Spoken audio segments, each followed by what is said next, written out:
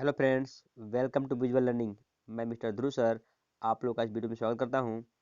और आपको बता दें कि ये हमारी टेंस की पहली वीडियो है जिसमें हम ये जानेंगे कि टेंस किस भाषा से लिया गया है, टेंस का हिंदी मतलब क्या होता है, टेंस के कितने प्रकार होते हैं तथा टेंस के कितने उप प्रकार होते हैं, और भी तमाम हम जानकारी इसमें हासिल करेंगे। चूँकि हमारी टेंस की ये वीडियो स्टार्ट हो चुकी है, तो जो बच्चे अभी इस चैनल पर न्यू हैं तो वो हमारे चैनल को सब्सक्राइब कर लें और वीडियो देखने के बाद लाइक ज़रूर करें। ओके फ्रेंड्स, चलिए हम शुरू करते हैं वीडियो को और बात करते हैं टेंस के बारे में। सबसे पहले देख पा रहे हैं यहाँ पे टेंस। टेंस शब्द जो है लैटिन भाषा के टेम्पस से बना है, जिसका अर्थ होता है टाइम मतलब समय। यहाँ पे टेंस मतलब काल। तो टेंस को हम समय भी कहते हैं और काल भी कहते हैं। दोनों में कोई ज़्यादा डिफरेंट नहीं है। बस आप इतना कह सकते हैं कि सियरा वही है, पोचिया रंग लिया है। ओके फ्रेंड्स, बात करते हैं काइंड्स ऑफ टेंसेस। यहाँ पे देख पा रहे हैं काइंड्स ऑफ टेंसेस। यहाँ पे काइंड्स ऑफ टेंसेस। तो टेंस कितने प्रकार के होते हैं? तो यहाँ पे लिखा है टेंस 3 प्रकार के होते हैं। There is 3 kinds of tenses. यहाँ पे टेंस 3 प्रकार के होते हैं और वो कौन कौन से हैं हम बात करते हैं आगे। पहला आप देख पा रहे हैं प्रेजेंट टेंस, जिसको हिंदी में बोलते हैं वर्तमान काल। सेकेंड पास्ट टेंस, जिसको बोलते हैं भूतकाल। और थर्ड फ्यूचर टेंस, भविष्य काल। तो ये तो हमारे टेंस हो गए 3। लेकिन आपको हम बता दें कि एक टेंस के 4 उप प्रकार होते हैं। जैसे अगर प्रेजेंट टेंस है तो प्रेजेंट टेंस के 4 उप प्रकार हो जाएंगे, यानी कि 4 उप प्रकार इसमें हो जाएंगे। तो क्या क्या हो जाएंगे वो? ये आपके 4 उप प्रकार हो गए प्रेजेंट टेंस के। तो पास्ट टेंस के भी 4 उप प्रकार होंगे और फ्यूचर टेंस के भी 4 जो है उप प्रकार होंगे। इस तरह से हमारे कितने हो गए? 12, यानी कि 12 उप प्रकार हो गए। तो इस पूरे टेंस की जो हमारी वीडियो है, इन्हीं 12 टेंसेस पे हम वर्क करेंगे और ये जानेंगे कि ये टेंस की जो हमारी वीडियो बन रही है, इसमें अगर कोई सेंटेंस हिंदी में दिया है तो हिंदी से इंग्लिश में कैसे कन्वर्ट करते हैं, या हिंदी वाले सेंटेंस को कैसे पहचानते हैं कि ये जो वाक्य हमारा है प्रेजेंट टेंस का है, पास्ट टेंस का है या फ्यूचर टेंस का है। ये तमाम रूल्स वगैरह हम आगे वीडियो में देखते रहेंगे। तो फिलहाल चलिए आगे बढ़ते हैं और बात करते हैं प्रेजेंट टेंस के जो हमारे 4 उप प्रकार हैं उसके बारे में देखते हैं। पास्ट टेंस के जो 4 उप प्रकार हैं उसको देखते हैं और फ्यूचर टेंस के जो 4 उप प्रकार हैं उसको देखते हैं। चलिए बात करते हैं आगे। तो यहाँ पे आप देख पा रहे हैं पार्ट्स ऑफ प्रेजेंट टेंस, यानी कि वर्तमान काल के भाग। तो वर्तमान काल के कितने भाग हैं? जैसे कि मैं बताया हूँ आपको कि एक टेंस के 4 उप प्रकार होते हैं, तो यही आपके 4 उप प्रकार हैं। जैसे यहाँ पे देख पा रहे हैं प्रेजेंट टेंस, वर्तमान काल के 4 भाग होते हैं। ये 4 भाग नीचे दिए गए हैं, मतलब कि ये दिए गए हैं आपके सामने यहाँ। पहला आपका प्रेजेंट इंडेफिनिट। आपको मैं बताना चाहूँगा कि प्रेजेंट इंडेफिनिट को हम सिंपल प्रेजेंट भी बोलते हैं। क्या बोलते हैं? सिंपल प्रेजेंट, यानी कि साधारण वर्तमान काल। प्रेजेंट कॉन्टिन्यूअस, इसको बोलते हैं अपूर्ण अपूर्ण काल बोलते हैं। इसको क्या बोलते हैं? अपूर्ण काल, या अपूर्ण प्रेजेंटेज में है तो अपूर्ण वर्तमान काल हो जाएगा आपका। प्रेजेंट परफेक्ट, इसको बोलते हैं पूर्ण वर्तमान काल। क्या बोलते हैं? पूर्ण वर्तमान काल। Present perfect continuous tense means अपूर्ण निरंतर निरंतर वर्तमान काल। अपूर्ण निरंतर वर्तमान काल, ये इसकी मीनिंग हो गई। आगे बात करते हैं पार्ट्स ऑफ पास्ट टेंस, भूतकाल के भाग। तो वर्तमान काल की तरह पास्ट टेंस के भी, यानी भूतकाल के भी 4 भाग होते हैं। जैसा कि मैं पहले बता चुका हूँ आप लोगों को कि एक टेंस के 4 उप प्रकार होते हैं, तो यहाँ भी इसके भी 4 उप प्रकार हो जाएंगे। पहला आपका पास्ट इंडेफिनिट टेंस, दूसरा आपका पास्ट कॉन्टिन्यूअस टेंस, तीसरा पास्ट परफेक्ट टेंस और फोर आपका है पास्ट परफेक्ट कॉन्टिन्यूअस टेंस। और जैसा कि मैं बता चुका हूँ कि इंडेफिनिट, कॉन्टिन्यूअस, परफेक्ट और परफेक्ट कॉन्टिन्यूअस का मतलब क्या होता है, मैं पीछे बता चुका हूँ कि इंडेफिनिट का जो मतलब होता है वो होता है साधारण, मतलब या अनिश्चित बोल सकते हैं, साधारण या अनिश्चित बोल सकते हैं। साधारण बोलेंगे या अनिश्चित बोलेंगे। ओके। कॉन्टिन्यूअस का मतलब होता है अपूर्ण, जो कि पूरा ना हो। परफेक्ट का मतलब होता है पूर्ण, जो कि पूरा हो चुका हो। परफेक्ट कॉन्टिन्यूअस का मतलब होता है अपूर्ण निरंतर काल, मतलब क्रिया जो है आपकी पूरी नहीं हुई है लेकिन कंटिन्यू अभी जारी है। ओके। चलिए अब बात करते हैं हम आगे फ्यूचर टेंस की। फ्यूचर टेंस के जो 4 उप प्रकार हैं उसके बारे में बात करते हैं। तो ये देख पा रहे हैं आप लोग, पार्ट्स ऑफ फ्यूचर टेंस, भविष्य काल के भाग। फ्यूचर टेंस भविष्य काल में भी 4 भाग होते हैं, जैसे कि मैं बता चुका हूँ आप लोगों को। चारों भाग के नीचे दिए जा रहे हैं यहाँ पे। पहला आपका देख पा रहे हैं future indefinite tense, future indefinite tense. Second आपका future continuous tense, third future perfect tense, and then future perfect continuous tense. तो ये हमारे एक टेंस के 4 उप प्रकार हैं। इस तरह से हमने 3 टेंस के बारे में पढ़ा, प्रेजेंट टेंस, पास्ट टेंस और फ्यूचर टेंस, और उनके चारों उप प्रकार हम पढ़ लिए। अब इन्हीं जो चारों ये आपको दिए हैं, यानी कि 3 टेंस के जो 12 हम उप प्रकार पढ़े हैं, उन्हीं 12 उप प्रकार को हम रूल्स के द्वारा जानेंगे और हिंदी से इंग्लिश में इसको कन्वर्ट करेंगे। तो चलिए बात करते हैं आगे हम प्रेजेंट टेंस के जो इंडिफिनिट जो आपका है, जो प्रेजेंट का इंडिफिनिट है, उसके क्या रूल्स हैं, उसको पहचानने के क्या तरीके हैं, उसके बारे में हम आगे वीडियो में बात करते हैं। ओके फ्रेंड्स, चलिए हम आगे बात करते हैं प्रेजेंट इंडिफिनिट टेंस की। जैसा कि मैंने आपको पीछे बताया हुआ था कि एक टेंस के 4 उप प्रकार होते हैं, तो यहाँ पे आप देख पा रहे हैं कि प्रेजेंट टेंस के 4 उप प्रकार होंगे, और उसमें से सबसे पहले आपको बताया गया था कि वो क्या होता है, इंडिफिनिट होता है। यानी कि हम बात करें तो present indefinite, present continuous, present perfect और प्रेजेंट परफेक्ट कॉन्टिन्यूअस, यानी कि प्रेजेंट टेंस के ये 4 उप प्रकार हो गए। तो इन चारों उप प्रकार में हम सबसे पहले बात करने वाले हैं प्रेजेंट इंडेफिनिट टेंस की। ओके दोस्त,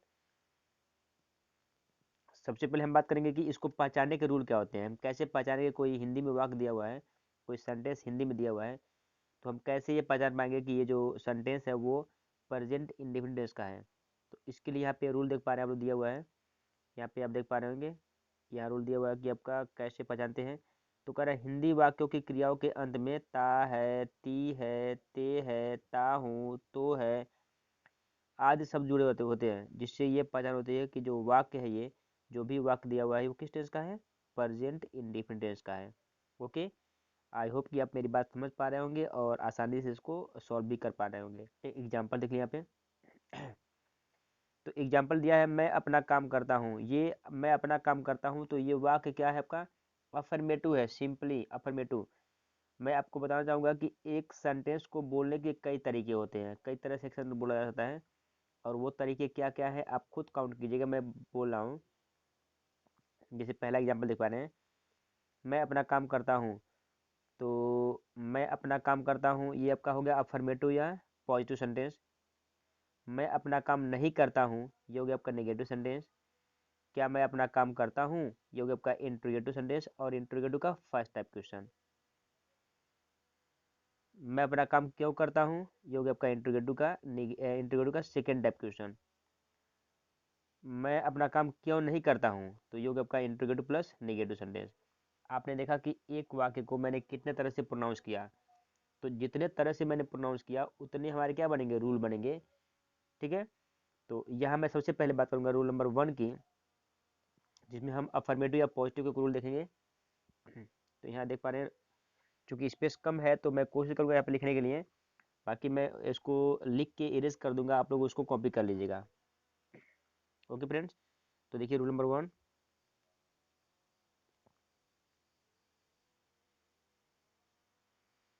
सबसे पहले लिखेंगे हम सब्जेक्ट, उसके तुरंत बाद वर्ब का फर्स्ट फर्स्ट फॉर्म, वर्ब का फर्स्ट फॉर्म। ओके, यहाँ हल्का सा मिस्टेक हो गया। ये हमारा वर्ब का फर्स्ट फॉर्म, और वर्ब के फर्स्ट फॉर्म में हम जोड़ेंगे यस या ईएस, और प्लस ऑब्जेक्ट। ये बन गया हमारा अफर्मेटिव के रूल। तो अफर्मेटिव के एक रूल और भी होते हैं, वो भी देख लीजिए। इसमें क्या होता है, ये होता है आपका सब्जेक्ट प्लस वर्ब का फर्स्ट फॉर्म प्लस ऑब्जेक्ट। तो आप कहेंगे सर ऐसा क्या होता है, इतने रूल क्यों होते हैं। तो मैं आपको बताना चाहूँगा ये रूल क्यों होते हैं, क्योंकि जो पहला रूल बताया मैंने बताया आपको, तो पहले रूल में क्या है कि जो अब सब्जेक्ट होता है, ये जो सब्जेक्ट आपका है वो क्या होगा, सिंगुलर होगा। जो भी सब्जेक्ट होंगे क्या होंगे, सिंगुलर। अब आप कहेंगे सर सिंगुलर क्या होता है, तो सिंगुलर में जो भी सब्जेक्ट आएंगे, जैसे कि ही, सी, इट, या किसी का भी नाम आ जाएगा, जैसे राम, मोहन, सीता, गीता, ये सब नाम आ जाएंगे यहाँ पे पहले पे, सब्जेक्ट की जगह पे ये सब नाम आएंगे। तो ये सारे क्या होते हैं, सिंगुलर होते हैं। तो जब किसी सेंटेंस में ये सब आते हैं, किसी का नाम आता है या ही, सी, इट आता है, तो हम उसको बनाएंगे तो सबसे पहले सब्जेक्ट लिखेंगे, और फिर वर्ब का फर्स्ट फॉर्म, और वर्ब के फर्स्ट फॉर्म में हम यस या ईएस ऐड कर देंगे और प्लस ऑब्जेक्ट लिख देंगे, तो जिससे हमारा पहला जो सेंटेंस होगा कंप्लीट हो जाएगा आपका। और नेक्स्ट देखिए, नेक्स्ट में हो जाएगा जब सब्जेक्ट हमारे प्लूरल रहेंगे, जब हमारे सब्जेक्ट करेंगे प्लूरल रहेंगे यानी कि बहुवचन रहेंगे, तब क्या रूल बनेगा, तो बनेगा सब्जेक्ट प्लस वर्ब का फर्स्ट फॉर्म प्लस ऑब्जेक्ट। अब आप कहेंगे सर प्लूरल क्या होते हैं, बहुवचन क्या होते हैं, कौन से सब्जेक्ट बहुवचन होते हैं, तो आपको बता दें जैसे आई, वी, यू, दे, या बहुत सारे लोगों की जब बात करते हैं तो उसको बोलते हैं प्लूरल। तो यहाँ पे आप देख पा रहे हैं कि सब्जेक्ट क्या रहेगा, जब प्लूरल रहेगा तो हमारे रूल ये फॉलो करेंगे। फिलहाल मैं इसको इरेज कर रहा हूँ, और आप आई होप कि आप लोग कॉपी कर लिए होंगे।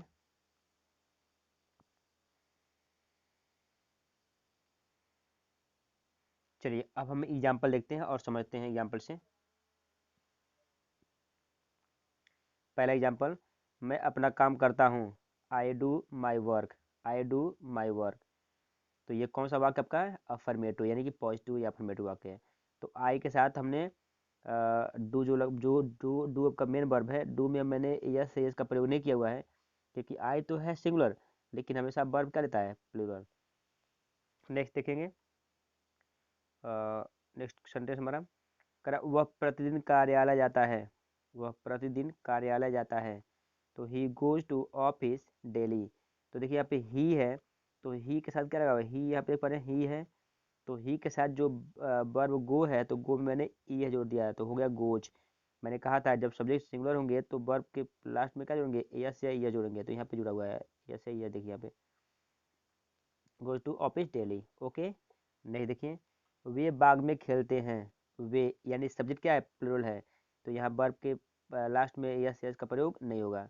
वे बाग में खेलते हैं, they play in the garden. Okay, next, मैं पुस्तक नहीं पढ़ता हूँ। यहाँ पे देखिए संदेश आपका आ गया नेगेटिव। तो नेगेटिव के रूल क्या होते हैं, तो मैं बता दूं आपको कि इस टेंस की जो सहायक क्रिया होती है वो होती है डू या डज। क्या होती है, डू या डज। आपको कुछ नहीं करने हैं, बस आपको लिखना क्या है, सब्जेक्ट प्लस डू या डज। अगर सब्जेक्ट सिंगुलर रहेगा तो डज का प्रयोग कर देंगे, और सब्जेक्ट प्लूरल रहेगा तो डू का प्रयोग करेंगे, और इसके बाद जोड़ेंगे नॉट। तो एग्जाम्पल यहाँ देख पा रहे होंगे आप, मैं पुस्तक नहीं पढ़ता हूँ, तो I do not read the book. देखिए आई के साथ डू का प्रयोग किया हुआ है, मैंने कहा था कि आई है तो सिंगुलर, लेकिन वर्ब क्या क्या रहता है, प्लूरल। तो I do not read the book. Okay दोस्तों, आगे, वह बात नहीं करता है, तो वह सिंगुलर है, सब्जेक्ट क्या हमारा है, सिंगुलर है, तो इसलिए डज का प्रयोग कर दिया गया है, तो he does not talk, he does not talk. Okay, आगे देखिए एग्जाम्पल, तुम फूल नहीं तोड़ते हो, तुम फूल नहीं तोड़ते हो। तो ये क्या बना गया, चूंकि यू आपका क्या है, प्लूरल है, तो इसके साथ जो हमारा वर्ब आएगा क्या आएगा, यानी कि जो हेल्पिंग वर्ब क्या आ जाएगा हमारा, डू। तो you do not plug the flower, you do not plug the flower. Okay दोस्तों, चलिए अब बात करते हैं इंट्रोगेटिव सेंटेंस की। इंट्रोगेटिव का देखिए पहला दिया है यहाँ पे, क्या मैं तुम्हें अच्छी तरह जानता हूँ। तो इसके लिए दोस्तों कुछ करना नहीं है आप लोगों को, बस यही हेल्पिंग वर्ब को पहले कर देंगे, हेल्पिंग वर्ब को पहले कर देंगे, यानी do does plus subject plus verb का फर्स्ट फॉर्म प्लस ऑब्जेक्ट, ये बन गया आपका इंट्रोगेटिव का फर्स्ट टाइप क्वेश्चन। और हाँ, इंट्रोगेटिव सेंटेंस बनाते समय आप क्वेश्चन मार्क लगाना मत भूलिएगा। ये जो साइन होता है आपका, इसको बोलते हैं इंट्रोगेशन साइन, या इंट्रोगेशन साइन बोलते हैं इसको, या हिंदी में बात करें हम तो बोलेंगे इसको क्वेश्चन मार्क, यानी प्रश्नवाचक चिन्ह। तो आगे देखते हैं एग्जाम्पल यहाँ पे देखिए, क्या मैं तुम्हें अच्छी तरह जानता हूँ, do I know you well, do I know you well. Second, क्या वह पत्र लिखता है, does he write a letter, does he write a letter. नहीं देखिए नाइन वाला, क्या ये बाग में खेलते हैं, do they play in the garden, do they play in the garden. Okay दोस्तों, अब बात करते हैं क्वेश्चन नंबर 10 की। तो देखिए यहाँ पे आपका जो ये क्या वर्ड है बीच में आया हुआ है, तो ये आपका सेकेंड टाइप क्वेश्चन बन गया। तो सेकेंड टाइप क्वेश्चन में होता क्या है, जब भी वाक्य आपका सेकेंड टाइप में होता है तो सबसे पहले हमें WH फैमिली के वर्ड, यानी कि what, when, why, which, who, हुम, इस तरह के वर्ड को यूज करते हैं। और बाकी सब कुछ पहले वही रहेगा, उसके बाद से डू डज का प्रयोग कर देंगे, फिर सब्जेक्ट लिखेंगे, फिर वर्ब का फर्स्ट फॉर्म, और उसके बाद ऑब्जेक्ट लिखेंगे आप। तो यहाँ पे आप एग्जाम्पल ले पा रहे हैं, एग्जाम्पल नंबर 10 देखिए यहाँ पे दिया व्हाट डज ही वांट, वह क्या चाहता है। व्हाट डज ही वांट, वह क्या चाहता है। तो यहाँ पे जो पहला आपका वर्ड है, डब्ल्यू एच फैमिली का पहला वर्ड है, क्या है, व्हाट। तो व्हाट प्लस डू या डज, उसके बाद सब्जेक्ट प्लस वर्ब का फर्स्ट फॉर्म, ये आपका रूल है। तो what does he want. Second देखिए, तुम कहाँ रहते हो, तो where do you live, where do you live. आगे देखिए 12 नंबर, तुम किसे आमंत्रित करते हो, तुम किसे आमंत्रित करते हो। तो whom do you invite, whom do you invite. चलिए आगे बात करते हैं। यहाँ देख रहे हैं क्वेश्चन नंबर 14, करा क्या वह उसे नहीं पीटता है, क्या वह उसे नहीं पीटता है। ये आपका इंट्रोगेटिव प्लस नेगेटिव सेंटेंस हो गया, इंट्रोगेटिव प्लस नेगेटिव। मैं आपको बताना चाहूँगा कि इंट्रोगेटिव प्लस नेगेटिव सेंटेंस कभी भी होता है तो इसमें हमें नॉट कहाँ लगाना होता है। तो इसमें हम इंट्रोगेटिव प्लस नेगेटिव में सब्जेक्ट के बाद नॉट लगा देते हैं। अफर्मेटिव प्लस नेगेटिव के लिए हम सहायक क्रिया के बाद नॉट लगाते हैं, और इंट्रोगेटिव प्लस नेगेटिव के लिए हम सब्जेक्ट के बाद नॉट लगाते हैं। ओके दोस्तों, चलिए आगे बात करते हैं। क्वेश्चन नंबर 15, वह खाना क्यों नहीं पकाती है, वह खाना क्यों नहीं पकाती है। Why does she not cook the food. यहाँ पे वाई मिस्टेक कर दिया है, यहाँ पहले आपका वाई होगा, WHY।